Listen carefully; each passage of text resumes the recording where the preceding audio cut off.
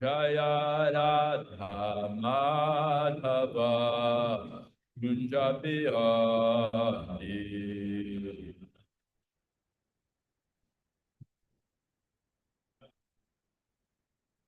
Hare Krishna, Hare Krishna, Krishna Krishna, Hare Hare, Hare Rama, Hare Rama, Rama Rama, Hare Hare.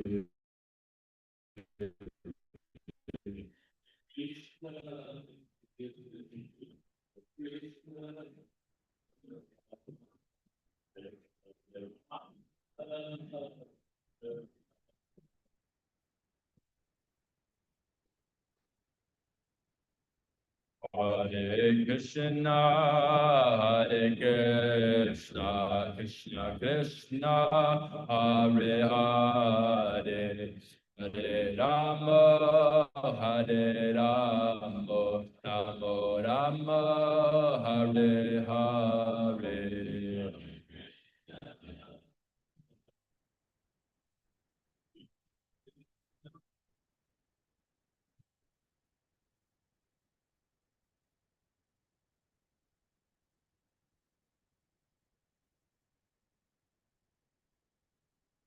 Hare Krishna, Hare Krishna, Krishna Krishna, Hare Hare, Hare Rama, Hare Rama, Rama Rama, Hare Hare.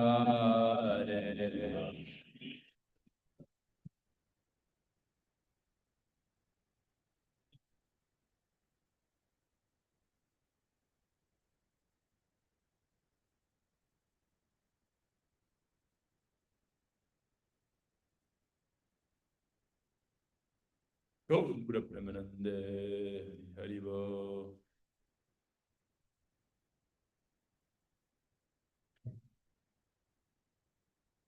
Om Namo Bhagavate Vasudevaya. Om Namo Bhagavate Vasudevaya.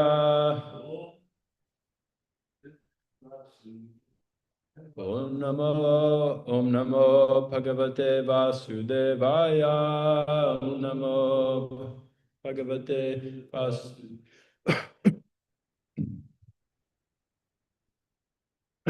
Okay, so we are live from Damodar Studios. Krishna, where's the verse? Verse, where'd you go? All right. So today we're reading from Srimad Bhagavatam, Canto 7, Canto 7, Chapter 2, verse 43. That's 7 to 43.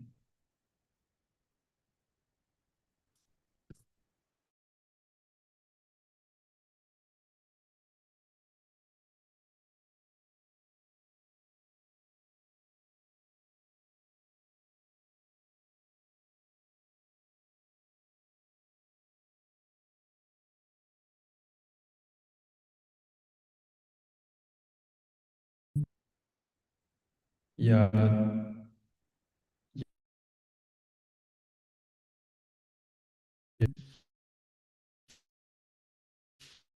Yatha nilo deha prakstita, yatha navasarvagatam nasajate, tatha puman sarva gunashraya. A beautiful verse. Yatana lo darusapina iyate, yatani lo deha gata pritakstita, yatana vasarva gatam nasajate, tathapuman sarva gunashraya para, yatana lo darusupina iyate, yatani lo deha gata pritakstita, Yadhana sarva gatam nasajate, tadhapumam sarva gunashraya para. Anyone online like to chant?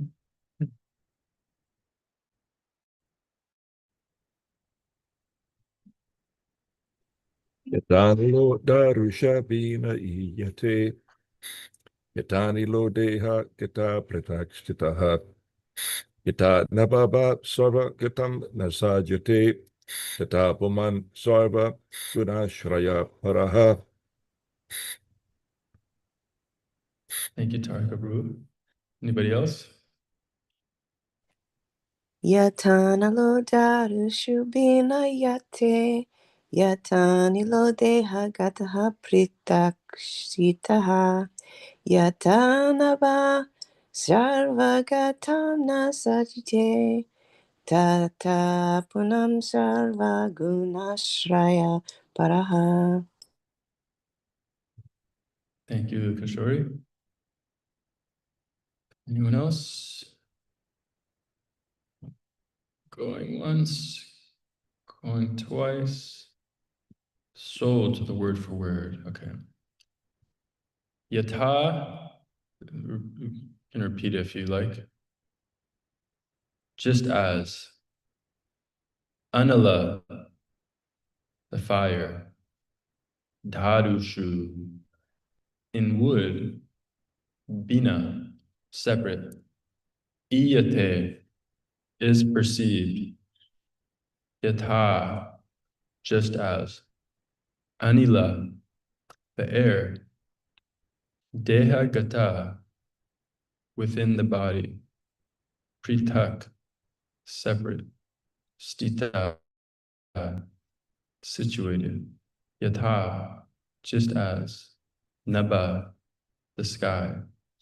Sarva gatam, all pervading. Na, not. Sajate, mix. Tatha, similarly. Puman, the living entity. Sarva guna ashraya. Although now the shelter of the modes of material nature. Although now the shelter of the modes of material. Interesting. I guess, yeah, that's interesting phrase. I guess we'll learn more about it in the translation. Para, transcendental to material contamination. Okay, translation.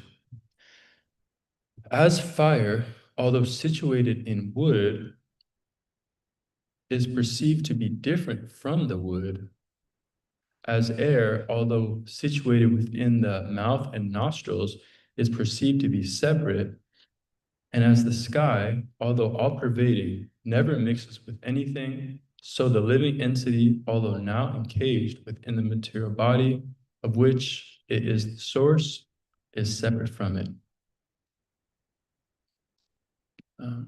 So this is actually Hiranyakashipu giving us some transcendental knowledge here. Very interesting. This is after his brother Hiranyaksha is killed, and now he's trying to give solace to Hiranyaksha's sons and wives. So very, very good reminder that the power of transcendental knowledge to get us through these hard situations in life. Like, I remember one time, for some reason, I thought one of my siblings, well, I guess I just gave it away. I was gonna say one of my siblings, but I only have one sibling. So one time I thought my sister was on drugs for some reason. I just like saw a picture of her on Facebook and was like, oh my God, she's on drugs. And then this devotee just started preaching like transcendental knowledge to me, and it had such a healing effect. It was a great balm of my heart, great salve. So this material world is full of ups and downs all around. And but this transcendental knowledge has the power to give us a perspective on what's going on. So thank you, Hiranyakashipu, for this wisdom you're giving us. Okay, purport. In Bhagavad Gita, the Supreme Personality of Godhead has explained that the material energy and spiritual energy both emanate from him. The material energy is described as Me, Bina, Prakriti, Astada, the 8 separated energies of the Lord. But although the 8 gross and subtle material energies, namely earth, water, fire, air, ether, mind, intelligence, and false ego, are stated to be bina, separate from the Lord, actually they are not. As fire appears separate from wood, and as the air flowing through the nostrils and mouth of the body appeared separate from the body, so the Paramatma, the Supreme Personality of Godhead, appears separate from the living being, but is actually separate and not separate simultaneously. This is the philosophy of Achintya Beda Beda Tattva, propounded by Sri Chaitanya Mahaprabhu. According to the reactions of karma, the living being appears separate from the Supreme Personality of Godhead. But actually, he is very intimately related with the Lord. Consequently, even though we now seem neglected by the Lord, he is actually always alert to our activities. Under all circumstances, therefore, we should simply depend on the supremacy of the Supreme Personality of Godhead and thus revive our intimate relationship with him. We must depend upon the authority and control of the Supreme Personality of Godhead. Wow. Okay. Om Jnanatirmirandasya Gyananjana Salakaya Chakshun Militam Yena Tasmai Shri Gurave Namaha Shri Chaitanya Manobhistam Stapitam Yena Bhutale Swayam Rupa Kadamayam Tadati Swapadantikam Vandeham Shri Guru Shri Yuta Padakamalam Shri Guru Vaishnavam Shri Rupam Sagajatan Sahagana Raghunatham Vitam Tam Sajivam Sadvaitam Sadvadutam Parijana Sahitam Krishna Chaitanya Devam Shri Radha Krishna Padan Sahagana Lalita Shri Vishakam Vitamscha Panchakalpa Tarubhyascha Kripa Sindhubhya Evacha Patitanam Pavanebhyo Vaishnavebhyo Namo Namaha Jai Shri Krishna Chaitanya Prabhu Nityananda Shri Advaita Gadadha Shivasari Gaura Bhaktavinda Hare Krishna, Krishna Krishna, Hare Hare, Hare Rama, Rama Rama, Hare Hare. Okay.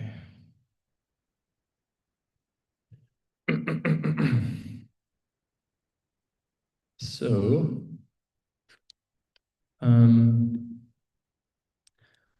I thought to title this class presentation. So just as there's a chapter in the Bhagavatam entitled What Prahlad Learned in the Womb, I thought to title this class What Dasya Learned in His Room. What Dasya Learned in His Room. And then a subtitle is Lessons from Being Sick. Yeah, so there's many devotees here were getting sick, unfortunately. And I was one of them. And I was in that state, I was thinking, wow, there are so many comparisons that can be made to having your body sick, coming down with an illness, and just our Krishna conscious philosophy. So today's class, not what Prahlad learned in the womb, what Dasya learned in his room. Okay. So we know the state of being completely healthy is one of understanding our constitutional position and then acting within that position. So, as Krishna says in the Bhagavad Gita, Mam evam so jiva loke, jiva bhuta sanatana, manasa stani indriyani prakriti stani karshati. That all living entities are my parts and parcels.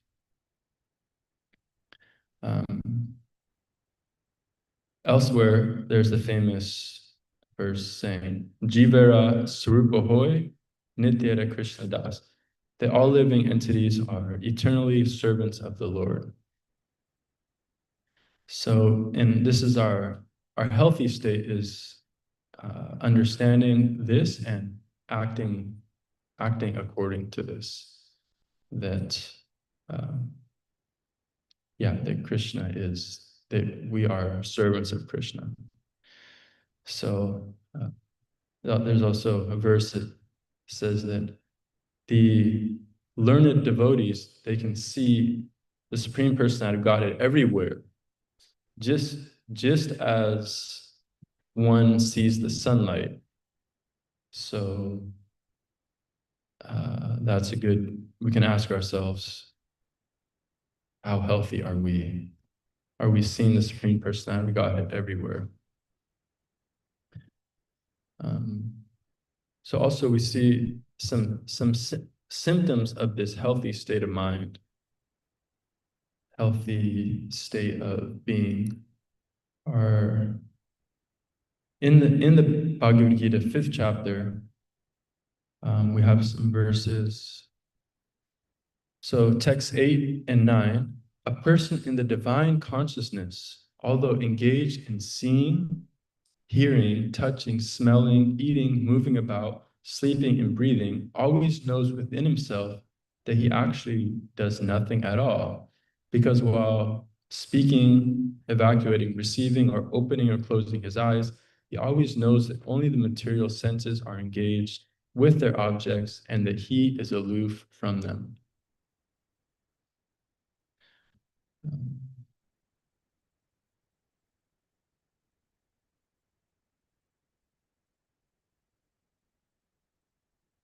So it's also explained that, a person in this divine consciousness, he sees everything as the same. Gold, whether it's gold, stone, whatever, he sees, he's seeing everything with that equal vision. And he's seeing everyone with that equal vision also. As we hear that the learned person,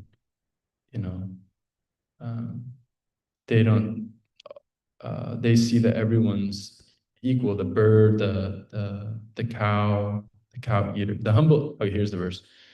The humble says, by virtue of true knowledge, sees with equal vision the learned and gentle Brahmana, a cow, an elephant, a dog, and a dog eater. So, these are symptoms of one in a truly healthy state of mind. So, unfortunately, we're obviously in this world is obviously I want to say hospital, but some people don't even realize it's a hospital. But yeah, there's not many people who are well. As Bhagavad Gita says, out of thousands among men, one may endeavor for perfection. So it's rare to see these symptoms of health. Here's another one. Such a liberated person is not attracted to material sense pleasure, but is always in trance, enjoying the pleasure within. In this way, the self-realized soul enjoys unlimited happiness, where he concentrates on the Supreme. Okay. So these are some of these symptoms of good health. So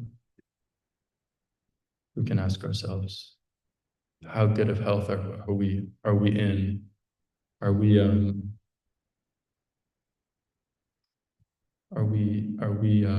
seeing everything equal, seeing everyone equal, not seeking any material pleasure, but just enjoying pleasure within?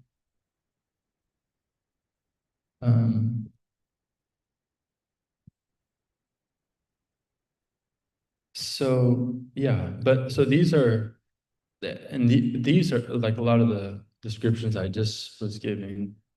These are a lot of mainly kind of one on the Brahmin platform.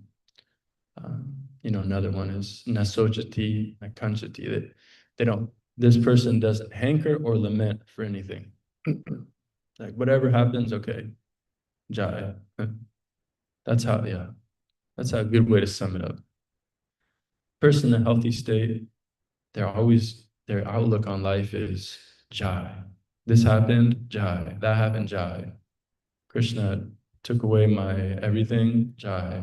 Krishna gave me everything, jai.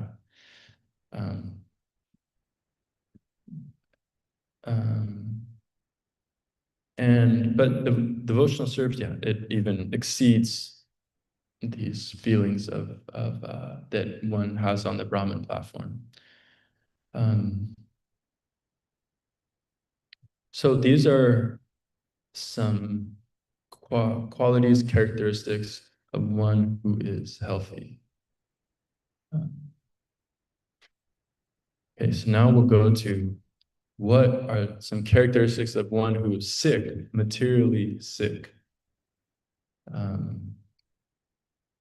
So we know there's different levels of sickness, just like there's one can have a minor cold, but then one can have like a terrible flu.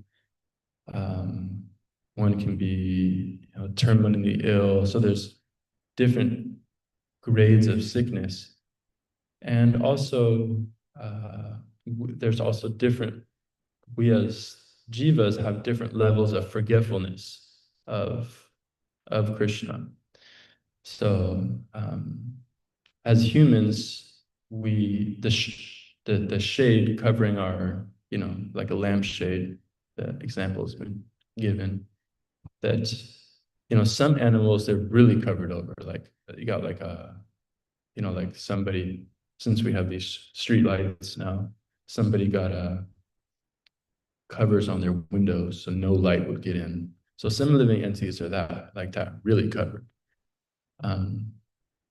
But then the human being, our shade is a little less covered. But then even within the human form of life, different people are covered over to different extents. So that correlates with the three modes of material nature.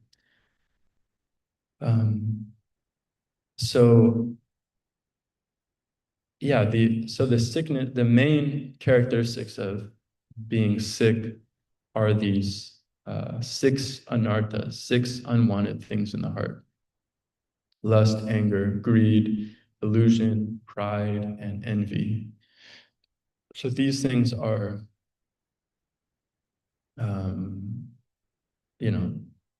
like lust, runny nose, you could say, anger, headache, greed, low energy.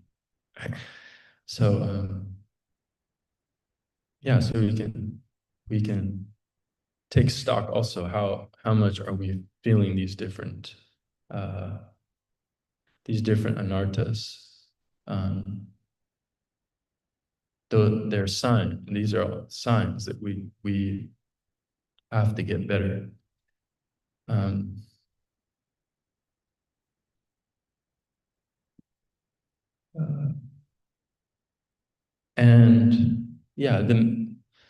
the main, the main cause of this sickness, we can see the Bhagavad Gita chapter 7:27 talks about this. Ikcha dvesa samutena vanda mohena bharata sarva bhutani samoha sargayanti parantapa. Krishna is saying, O sign of Bharata, O conqueror of foe, all living entities are born into delusion, bewildered by dualities arisen from desire and hate. So it's really this duality that is the kind of root of our sickness. Because as Prabhupada will say in the purport, that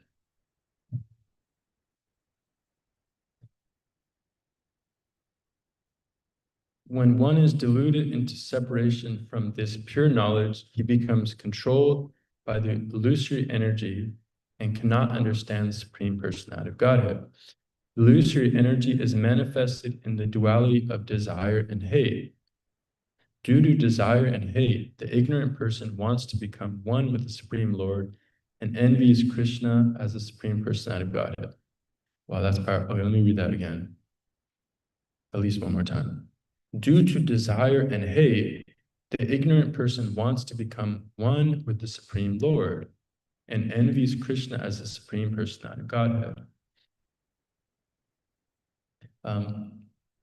Pure devotees who are not deluded or contaminated by desire and hate can understand that Lord Sri Krishna appears by his internal potencies, but those who are deluded by duality and nescience think that the Supreme Personality of Godhead is created by material energies. Therefore, these people dwell in honor and dishonor, misery and happiness, woman and man, good and bad, pleasure and pain, like that. So, yeah, interesting. It's this envy of the Supreme Personality of God that leads one to live in this state of duality, and leads one to make all these designations, good and bad, mine, theirs, Republican, non-Republican, yeah. I'm not even going to say the name because I might get fired from giving Bhagavatam classes. Okay. No, I don't want you, Amazon. Okay.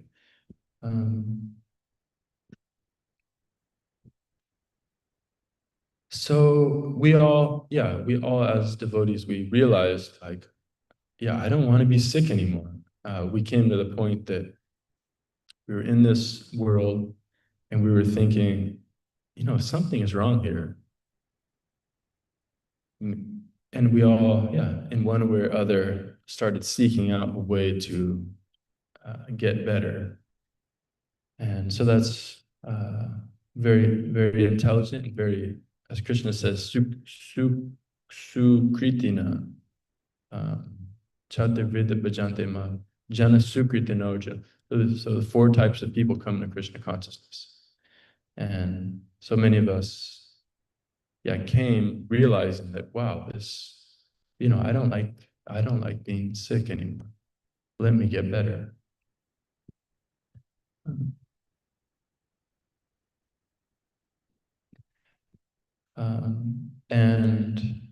But those, we were fortunate to have this kind of revelation. But many people, like I said, don't have this revelation and just continue kind of like with chickens with their heads cut off. And as Rishabdev explains, that they are like mad people. Nunam kamata kurutevi karmaya indriya pritya aprinati. So Rishabdev is saying, when a person considers sense gratification the aim of life, he certainly becomes mad after materialistic living and engages in all kinds of sinful activity.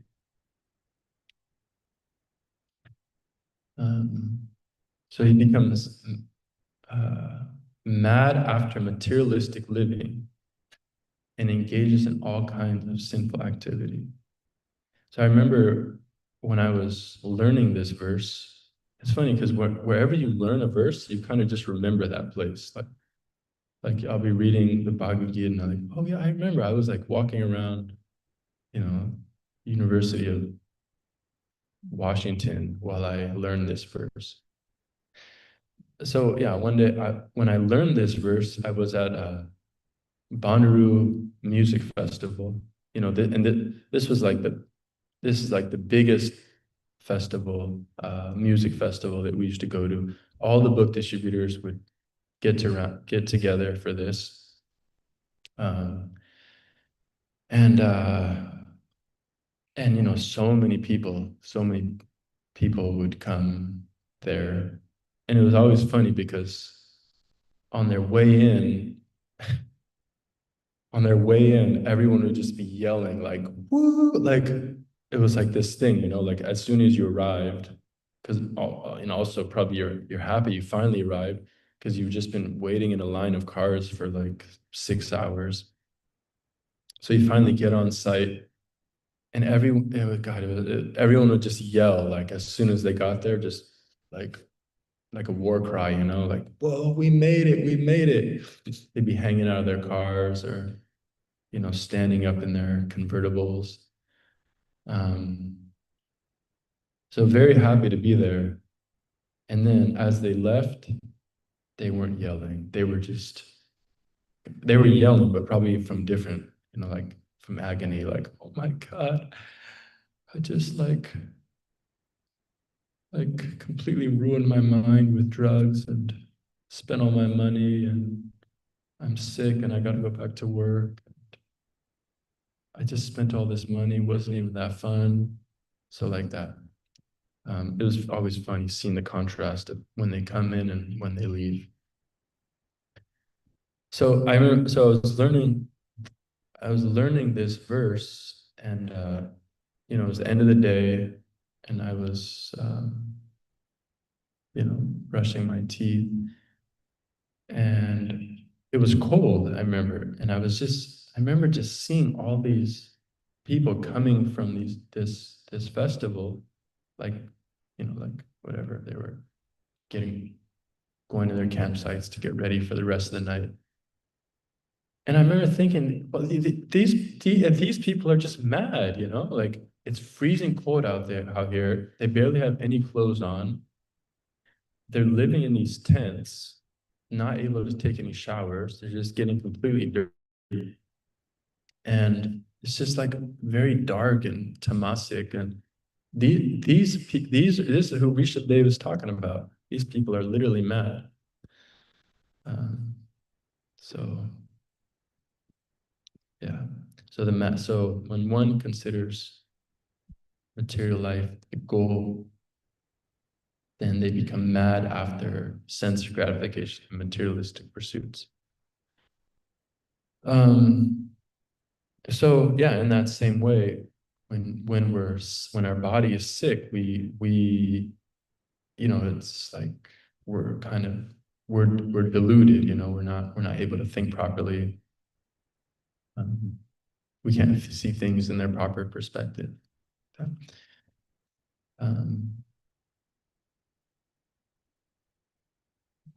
So how to get better?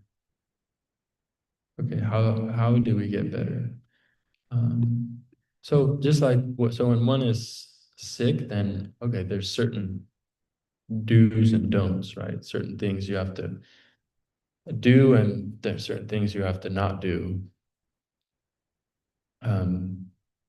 So similarly, our sadhana bhakti is described in that way that we're sick and therefore we do certain things and then we have to avoid certain things. So like, yeah, when I was sick recently, it was hard also because we I just done this like whatever 7 days of very simple eating, like no oil, no sugar, no this, no that.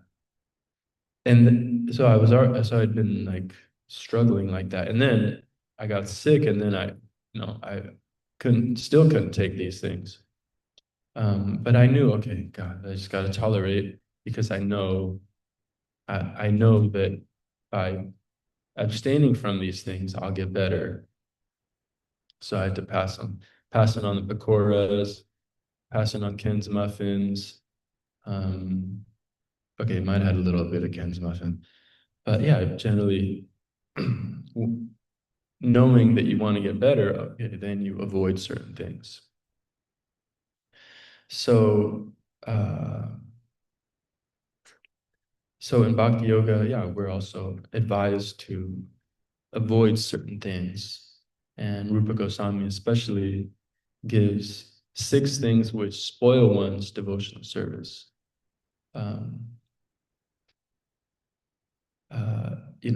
Consuming consuming too much, atyahara, prayasascha, like over endeavoring for things.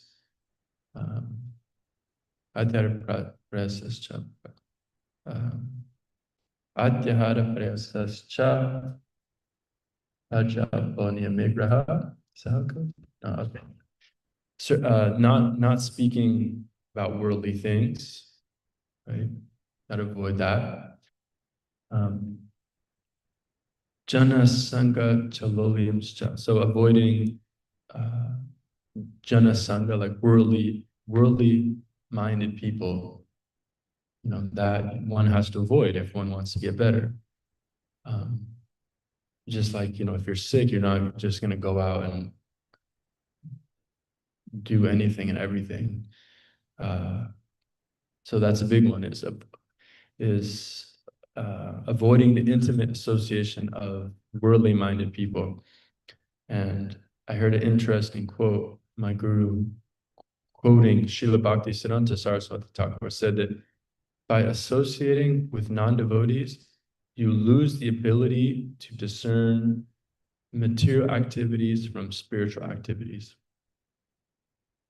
So by such, association, then one starts conflating the two, that, oh, yeah, this is also spiritual, going to a basketball game, that's also spiritual. Going to the movies, that's also spiritual activity. One loses the ability to discern in this way. And yeah, one gets infected, just like that's generally how a lot of times people get sick, by close contact with people who are sick. So similarly, one gets sick with the fever of materialism by the association of those who are sick with the fever of materialism. So I like Prabhupada, he uses that fever analogy a lot, saying, don't increase the fever. Like, okay, you've already got the fever of material life, material, illusion, but now don't increase the fever by by like becoming more materially engrossed and thinking I need this and I need that.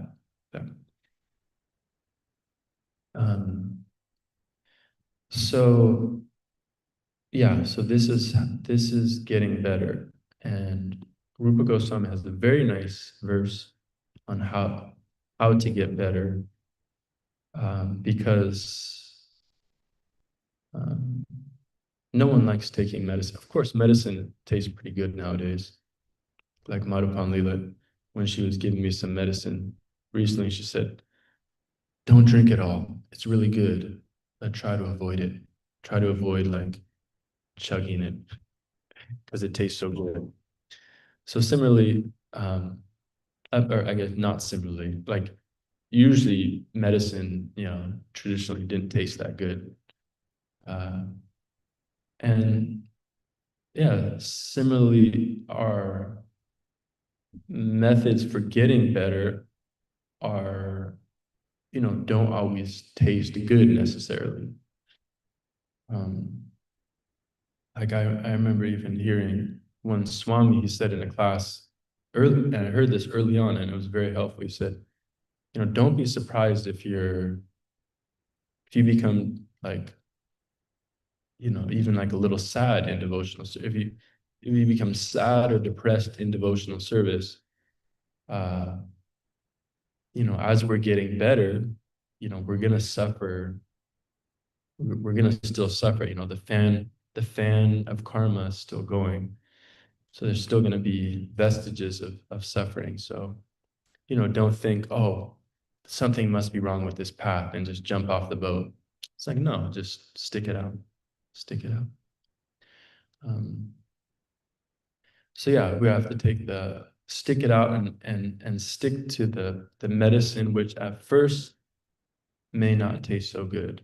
But as Rupa Goswami says, Syat Nama Krishna Rupa Charitadis, the Piya Vidya Pito Patasa Rasanad Rochikano, Kintwadirat Anindinam Kalasaiva Justa Swadvi Gramad Bhavati Gunamala Hantri. So he's saying the holy name, character, pastimes, and activities of Krishna are all transcendentally sweet, like sugar candy. Although the tongue of one afflicted by the jaundice of avidya, ignorance, cannot taste anything sweet, it is wonderful that simply by careful, I love this. It is wonderful that simply by carefully chanting these sweet names every day, a natural relish awakens within his tongue, and his disease is gradually destroyed at the root. So, if you want to get better, you got to take the medicine. And, we have to get better from this material illusion by constantly chanting our prescribed amount of rounds every day, at least that amount. And of course, Rupa Goswami gives this by carefully chanting these sweet names every day. So one can take medicine, but one can also miss one's mouth, like or one might not take the proper prescription amount. We see that often, right? That the doctor gives some prescription, but how sincere are we in taking it? So Rupa Goswami is saying, no, by carefully chanting these names every day. At least chant, but better, chant, try to avoid the offenses. What was I heard something nice about that? And maybe it'll come to me.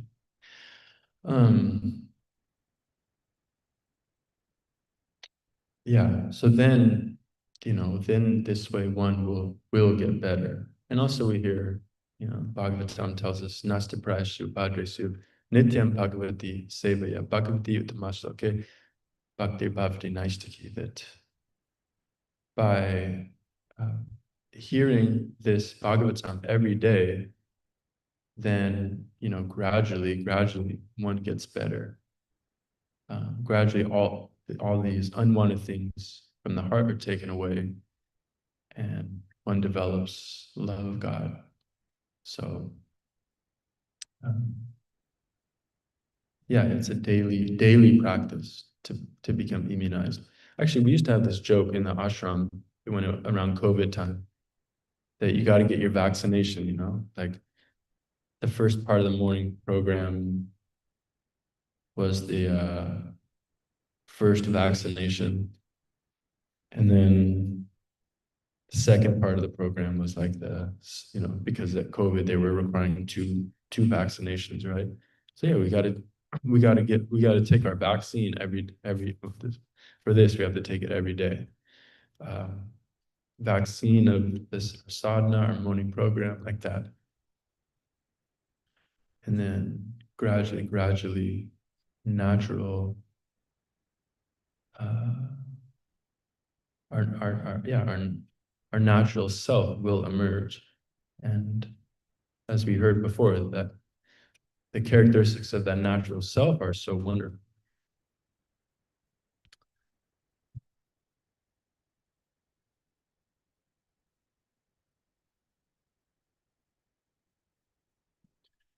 So, okay. I think I'll stop there. Yeah, I spoke about our constitutional position of being healthy, what it's like to be healthy, what it's like to be sick with material contamination, and ways to get better.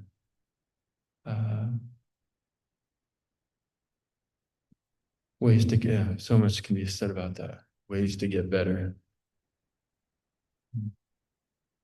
Yeah, one Prabhupada said, like, by always constantly and incessantly chanting the holy name, then one can be free from the potential of a fall down. So that, I believe, is ninth chapter Bhagavad Gita 1 purport. Prabhupada says that by constantly and incessantly chanting the holy name, one can be free from, this from the infection. That's like wearing a mask. Like, yeah, I mean, we should be fanatical in the sense that we seeing that, just like when people don't want to get sick because I don't want to whatever miss out on work or cause inconvenience. People have to take care of me. So people are very vigilant not to get sick. So similarly, we should have that same vigilance that to avoid things that will get us sick. Like I know, I knew when I got sick recently, I was Danya, I made a promise to her that I'd play with her. So I went out and played with her, and it was just cold like anything. And I think maybe because she had been sick also. And I was like, and I knew like I should go in, I should like, this is not good. But still, I was like, maybe it'll be okay. So similarly, we have to be like that when we start feeling like, I don't know about this. I don't know if I should be doing this. We should abstain from these activities like that. And if we're not sure if these activities are going to be good, if we have that doubt, but we don't know 100%, then we can consult with a spiritual master, mentors, a senior devotees like that. So I'll stop there on what Dasya learned in his room. Play on words from what Pala learned in the womb. And yeah, please, if anyone has anything to add, anything, question or reflection, there's one thing that you took away from this class and you want to say that, then that is also most welcome. Do you have anything? You said in the beginning that we see Krishna everywhere. Yeah, for this one who's healthy. And, I believe all of us can do like this. Yeah. Occasionally. Mm. But to do it all the time, to be, sometimes the sun is very nice and the birds are chirping nice. Oh, we see Krishna. Sometimes it's overcast, very raining. Maybe we don't see Krishna. To be able to have that recognition of Krishna when the sun is shining and when it's raining, or at all times. So sometimes we get busy and we're doing work, or we're doing other things, and maybe we don't see Krishna anywhere because our mind is focused on peeling potatoes or driving a car or doing something like this, but to be able to see Krishna all in everything, but always. Yeah. Yeah. The other thing you said, and whenever I read this, it occurs to me, same goal as a stone is the same. So if you go down the sidewalk or down the street and there's a used napkin and $100 bill. I'm going for the 100. So, like in theory, the gold and the stone are the same. But in reality, or when in the real world, if you see the used tissue and the $100 bill, you might pick the tissue up and put it in the garbage again, but you probably put the $100 bill in your pocket. Yeah. So it's difficult to put this into practice. Yeah, I mean, that's why I said these are the healthy state. Like we're not expecting everyone to be in that state, but it's like what we're striving for. But yeah, I think also learning, the Bhagavad Gita, when one is driving, one can think, Krishna says, I am the ability in man. So Krishna has given me the power to drive. Or Krishna says, I'm the taste of water. He's given us so many, or the universal form, the rivers are his veins, the trees are his hair.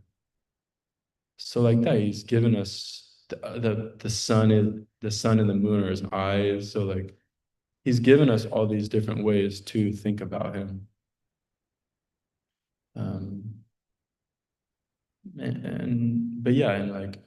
Like I said, as we get more and more healthy, then we will start to see him everywhere. But of course now it's in the getting better phase, it's hard. It's not like automatic. You made one point about associating, not associating with people who aren't spiritual. Yeah. So if you are in a community, farming community, or in a temple atmosphere, and then you're living in the ashram or something like this, and you have this association with like-minded individuals. Yeah. But if you're out working in a job or going to school or out in the community, then you have to, I always look at it as, okay, maybe I'm not associating with some of these people, but I certainly have to interact. Yeah. I have to deal with them, or they have to deal with me, or you have some kind of interaction. And so it's if you have a gated community, then nobody can come in unless they're devoted, then you have that association. Straight downtown, wherever, then you certainly have to interact with people who are not like-minded. Yeah. Yeah. So Vyasa Prabhu was saying that this principle of not associating with non-devotees, it's easy when we're here, especially because we have a gate. But if you're out there, it's not so easy. And if you're distributing books, or if you're doing public kirtan or something like this, you certainly, and people want to open your telling them about it. Maybe they're smoking a cigarette or on their way to the bar or something like this. Here you are. I prefer to call it interacting as opposed to associating, but you're trying to give them a Prabhupada book, or to show that there is another way. Yeah. Yeah. I mean, I guess that's the whole art of living within this world and not being affected. But I remember, because you mentioned when you're distributing books, you're also like interacting, as you said. And I remember, because I did book distribution for many years, and when I had the books in my hand, it was like I was immune to all these things. Like, because I was focused, like I would see people as potential receptors of bhakti. But when I didn't have the books in my hand, when I would go to the grocery store or something, it's like it kind of like just opened my mind up to that contamination.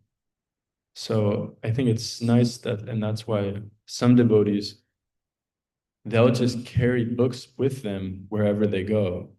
Then what's their consciousness is how, like, because I'm going somewhere where I have to walk through people, I have to see people, have to interact with people. Well, let me spiritualize it now and think, how can I get this person a book, instead of just, yeah, so be like, yeah.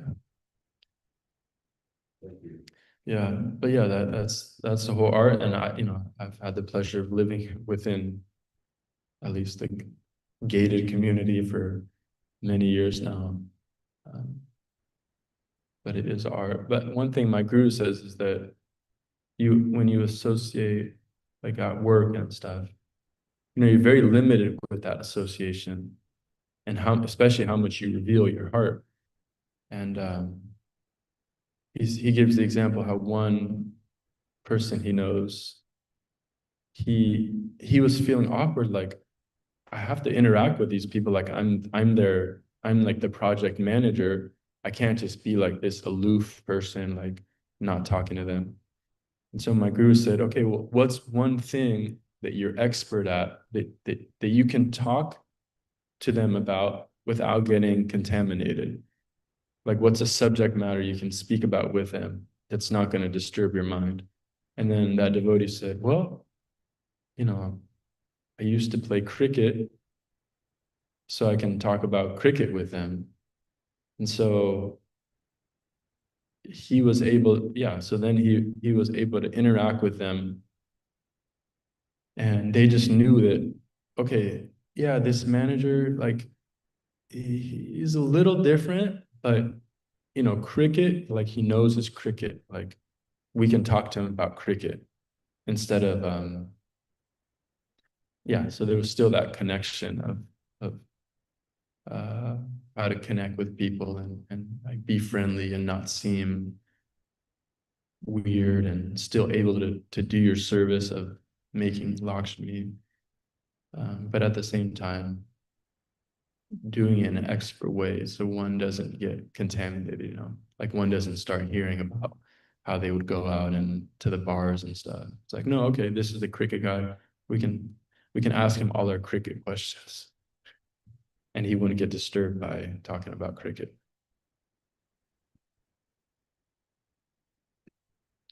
Okay, Agari Krishna Prabhu.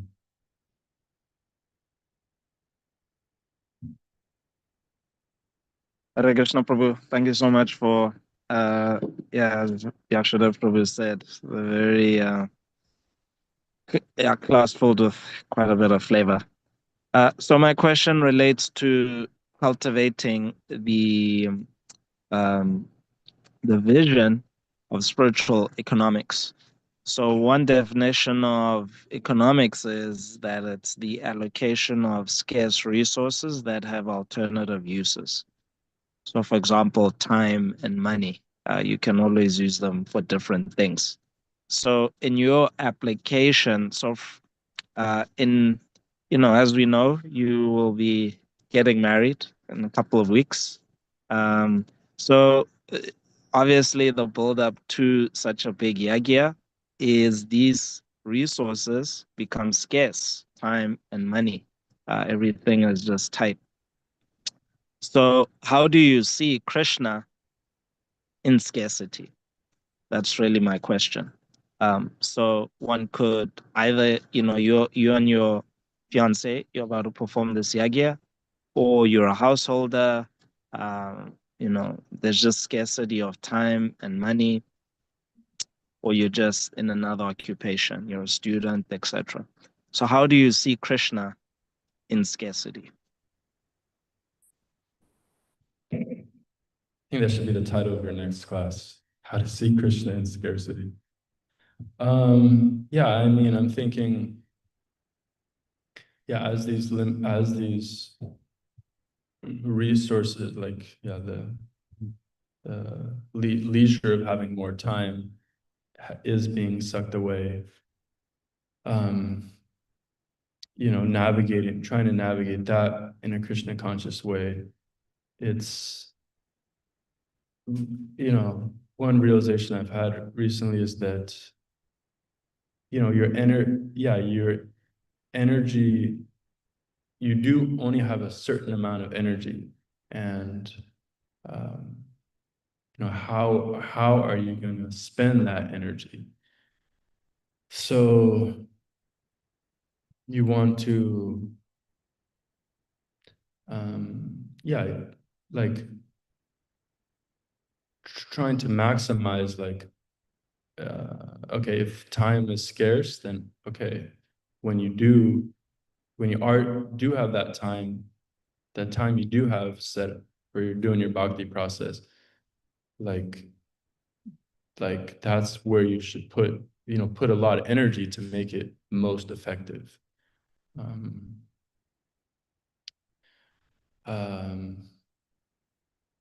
Yeah, and then just trying to, yeah, keep the transcendental sound vibration going, keep steady, setting standards for yourself, like, okay, I'm gonna do 3 hours of a sadhana each day, like 2 hours for my rounds, obviously, but then, you know, I have 1 more hour. Am I gonna read? Am I gonna do kirtan? And then let me do that every day. So like that, trying to navigate. But you know, I'm just making this transition, so it's a little hard to speak on these things with so much realization. But if you please share your realization, because you are in the Well, mix well, of, you are more advanced because you're about to marry. You know, I'm still probably 1 year away. So it's like when I speak with devotees about this topic, each person, it's like a very individual thing. And it's almost like the super soul is guiding you. And that's really the nectar I'm seeking, is that the devotee feels like, okay, they're in a corner, but if they see Krishna, then the Krishna guides them out of that corner, you know. So, like with Arjuna, for example, when he made that vow to that Brahmin who was losing his babies, that he would cast himself into fire. And when that baby disappeared, the ninth one, then Arjuna had to cast himself into fire, and Krishna saved him, you know, got him out of that corner. So it seems like the answer to this question is just that nectar. How did the Lord actually help you out of a tight corner? And it's different for every devotee. So I just want to know is that you know, I guess maybe I'm putting you on the spot, but it's tight for you, you know. You're about to marry, it's tough, you know. So I just wanna get some Vigyan from you so that when I have to perform this yagya next year, I can also just be inspired to see Krishna when I'm in that situation as well. yeah. Well, somehow, you know, Krishna guided me recently. I was just looking through lectures to play, and this lecture came up about Priyavrata. Priyavrata Maharaj. Who is this devotee who just wanted to be a renunciate, and then they were like, no, you got to come, you got to go, like, rule the universe. Yeah, Priyavrata. Yeah, and Swayambhuva Manu comes, you know, his father, and then Narada Muni comes and is like, you know, Narada Muni's like, I'm the ultimate, like, aloof transcendentalist, like not engaged in the material world. But even I'm telling you, no, you got to accept this duty. So I was like, wow, what a relevant lecture, you know, that somehow I just stumbled across, and it just gave me that perspective that, yeah, Krishna wants his devotees out there in the world doing things for him. Like you said, gaining resources or taking positions of power. Krishna wants his devotees doing these things. So, and Maharaj Priyavrata, was like, I just want to chill out. I've got everything. I got my bhajan, I've got my secluded place, but it was actually a higher thing to take that responsibility. So I think, I think Krishna's helping in that way of he says, Tesham Satata Yuktanam. He within the heart is giving the devotee guidance how to come to him. If that devotee is constantly engaged and work and engaging in devotional service. So I really felt like, wow, this is Krishna was really, guided me into this lecture and really put things in perspective that, I don't feel bad about, leaving having your perfect little bhajan life and, you got a gate between you and any non-devotees. And it's no, someone's got to go out in the world and do these things. Very instructive example. Thank you, Prabhu. Okay, thank you. Good. I'm glad to give you something. So, yes, Tarka Prabhu. Hare Krishna, thank you for a lovely class.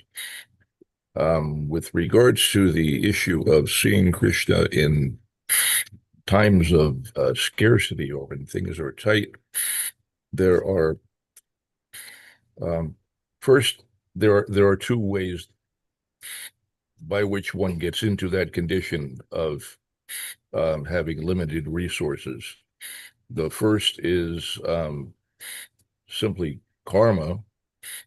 You somehow misuse your assets, and so the material nature, Srila Prabhupada explains, will withhold resources when you are engaging them in a sinful way. So that's the first way that one gets into that condition. For the devotees, Krishna himself will engineer the circumstances of a devotee's life, and Krishna sometimes, in his infinite wisdom, will decide to withhold some resources. Sometimes he takes away what you have, and sometimes things may be tight. And he does that to increase our dependence upon him. But Krishna does not always take everything away, and he sometimes, for some devotees, he gives them tremendous opulence. And what is the difference? Why does one devotee receive tremendous opulence and another devotee winds up maybe poverty-stricken? And one answer is that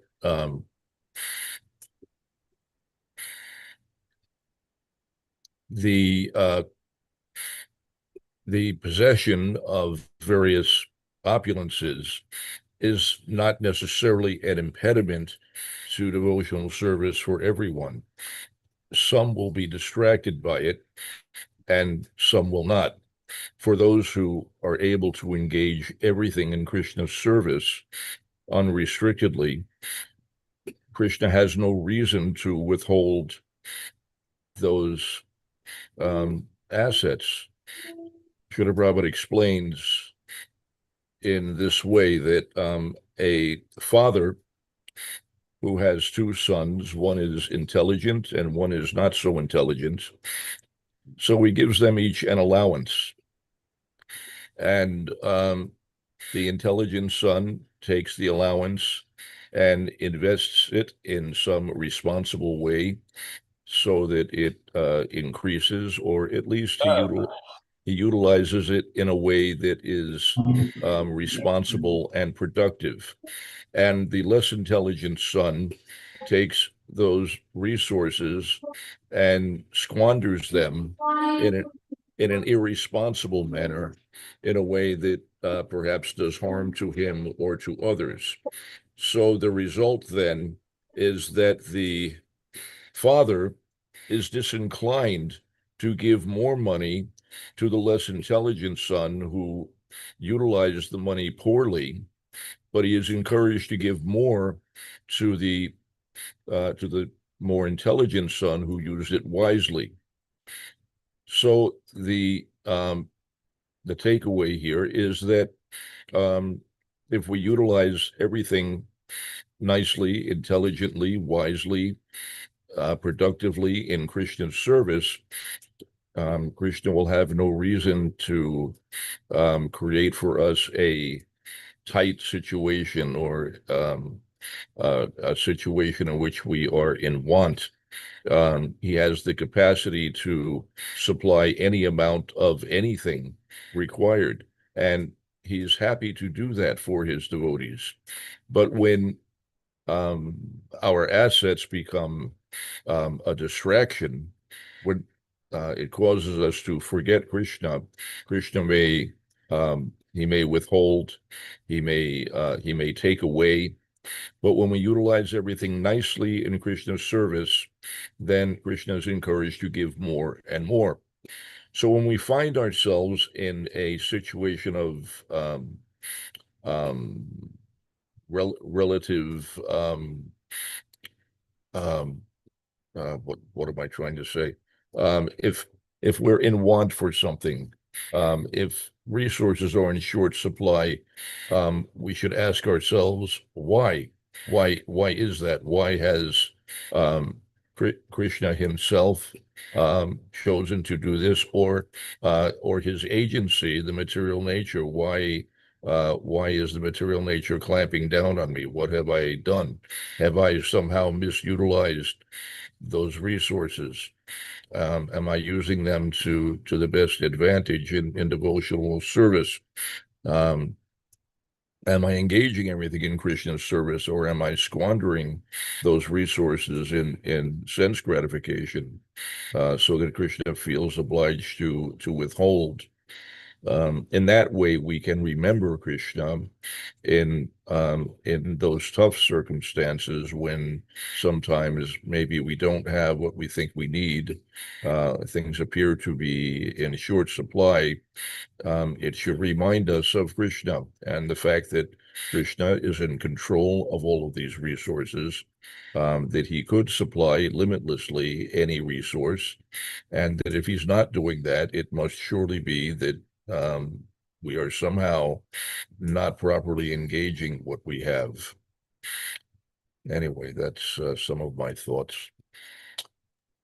I hope that's This is a helpful. wonderful meditation, Prabhu. Yeah, this is a very great meditation. Thank you so much, Prabhu. So All right. basically, the idea, the karmic blanket that we are introduced to in Krishna consciousness, that those who take to Brahminical culture, they will automatically be poor. Vaishnava Brahmanas are different because Krishna is individually administering that karma. And so the devotees are meditating on, are always meditating on what is best for Krishna's service. How can we serve Krishna better? How can we expand his mission as Lord Chaitanya more? So by strength of that meditation, they become free from this karmic blanket that brahmanas, generally speaking, have scarce resources. Yeah, not always though, and we see that practically in ISKCON. There are many devotees who are fabulously wealthy. So, why is that? Is it just that they have some good karma from a previous life, Or is it that Krishna has um, seen fit to supply them because he is confident that they're going to utilize what he gives in devotional service and benefit themselves and others rather than harming themselves and others. So it can be either way. And that's something that, one might have to determine for themselves. But the mindset, the meditation is that to be thinking in terms of how I can always render service and increase my service, and whatever is at my disposal, how can I utilize that to the best advantage in Krishna's service? And um, and if we're doing that nicely, then Krishna has no reason to take away or to withhold, nor will the material nature have cause to do such a thing. And if there's some issue of prior karma, um, that should not be a factor necessarily, because Krishna consciousness devotional service is karma. It is without karma, and previous karma is nullified by the process of rendering devotional service. So, at least as the devotee advances in Krishna consciousness, it's no longer a question of past karma so much as it is a question of one's present relationship with Krishna, the quality of that relationship. Anyway, these are things to contemplate, to meditate upon, and it serves to keep our mind on Krishna, regardless of the circumstances. The thing that we should not do is to get caught up in the illusion that what I have or don't have is a function of how hard I work, um, or how well I am educated, or something like this. That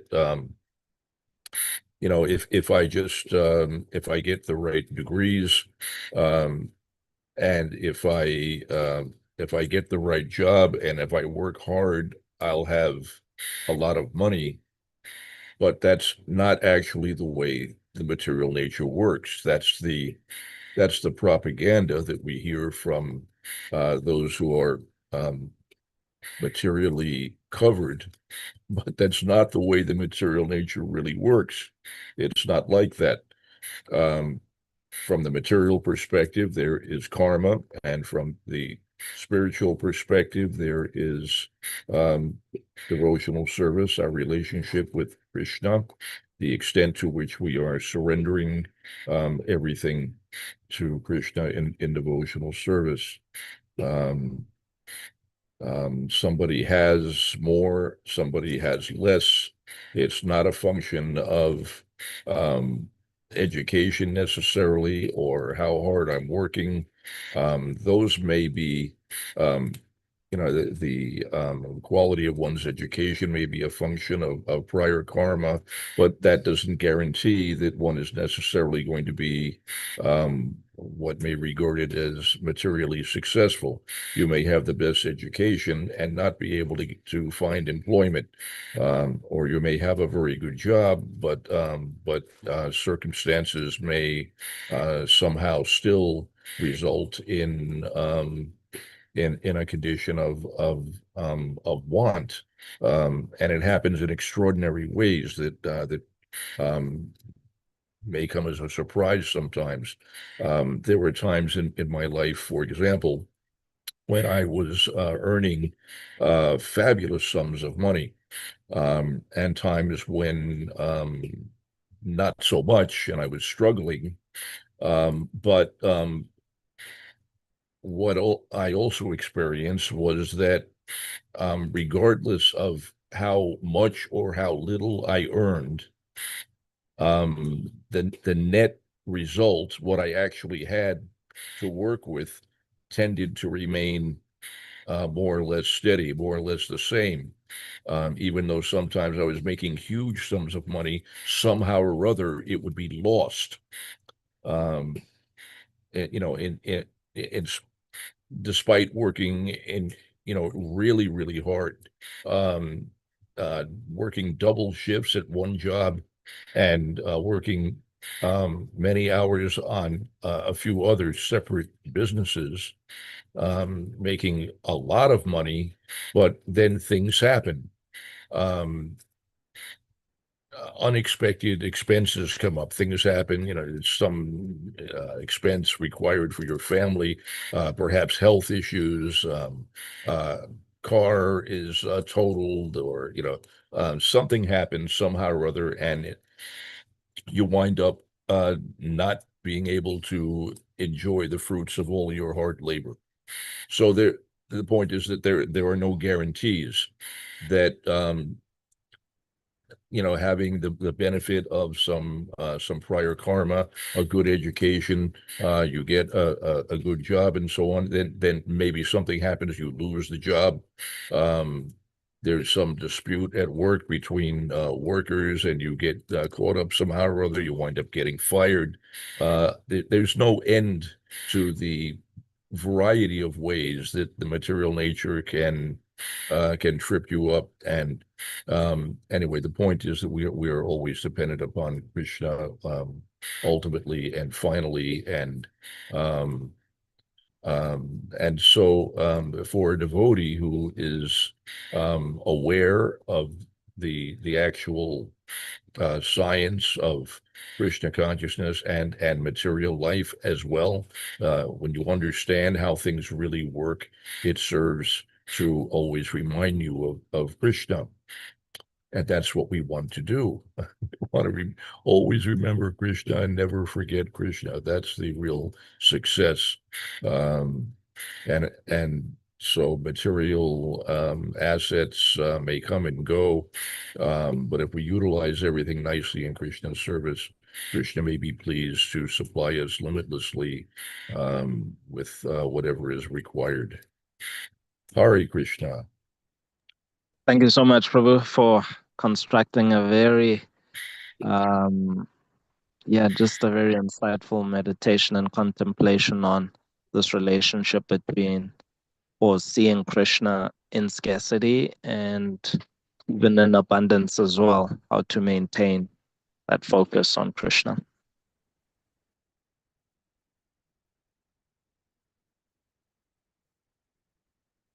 Yeah, don't misuse. Krishna will take away. It's a pitfall. It has to be avoided. Don't engage your assets in sense gratification. It will be taken away. Engage everything in devotional service, and you'll have more and more opulence than you'll be able to utilize. But if you use it simply for sense gratification, then it will be cut back. Hare Krishna.